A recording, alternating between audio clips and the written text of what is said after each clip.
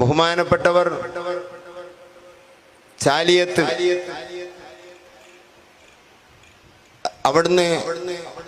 അവിടുത്തെ റൂമിൽ കിടക്കുമ്പോൾ അവിടുത്തെ നാട്ടുകാരുകുട്ടികളിൽപ്പെട്ട ഒരു ശിഷ്യൻ ഉസ്താദിന്റെ കാലിങ്ങനെ ഒഴിഞ്ഞു കൊടുത്തു.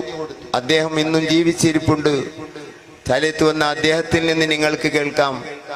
അദ്ദേഹം എന്നോട് പറയുകയാണ്, ഞാനിങ്ങനെ കാലിങ്ങനെ പിന്നെ തടകി കൊടുക്കുമ്പോ ഉസ്താദ് കണ്ണിങ്ങനെ താൽക്കാലികമായി ചിമ്മിക്കിടക്കുകയാണ്.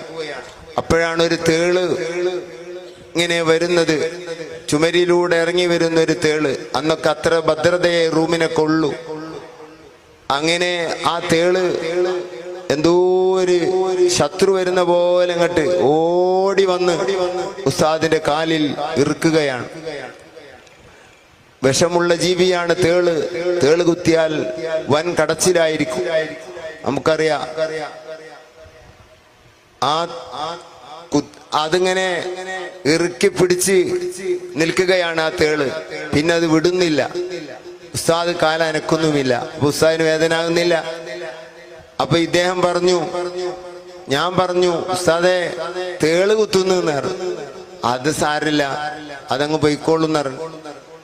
കുറച്ച് കഴിഞ്ഞപ്പോ ഞാന് ആ തേളിനെ തട്ടി, ഇതിങ്ങനെ കണ്ടു നിൽക്കാൻ കഴിയില്ലല്ലോ, തട്ടി നോക്കുമ്പോൾ ആ തേള് ചത്ത് കിടക്കുകയാണ്. ആ തേള് ചത്തിരിക്കുന്നു.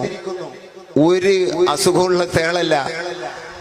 ഈ തേള് ഉസ്താദിനെ കുത്തിയ തേള് ചത്തുപോയി എന്ന് പറഞ്ഞാൽ ഇത് വഹാബിക്ക് ദഹിക്കില്ല. നേരെ അനുഭവിച്ച വ്യക്തി ഇന്ന്